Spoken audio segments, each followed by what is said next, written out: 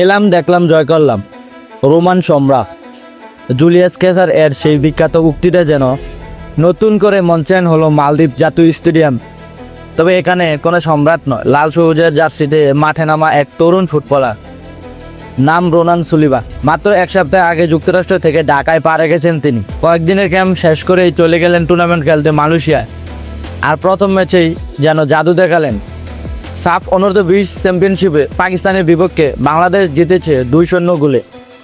আর এই 2 গোলেই এসেছে রোনান সুলিবানের পা থেকে। প্রথম গোলটা ছিল আত্মবিশ্বাসের ভরা এক দুর্দান্ত ফ্রি কিক। আর দ্বিতীয় গোল এক কথায় মিউজিক, যেন মাঠে যা চেয়েছেন তাই করেছেন সুলিবান। বাংলাদেশ ফুটবল অঙ্গনে এক নতুন আলোচনার নাম সুলিবান ব্রাদার। বাংলাদেশে তাদের রয়েছে নানা বাড়ি, সেই টানে তারা বেছে নিয়েছেন লাল সবুজের জার্সি।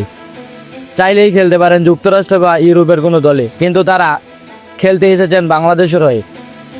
রোনানের ভাই ডিক্লেন সুলিবান এই ম্যাচে ছিলেন সাইড বেঞ্চে।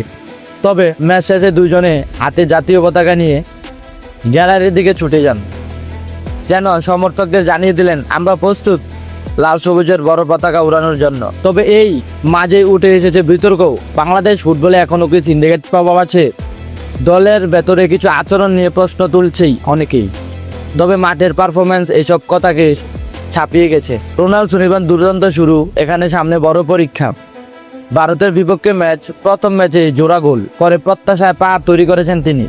এখন প্রশ্ন একটাই, ভারতের বিপক্ষে কি বাংলাদেশ ম্যাচ জিততে পারবে?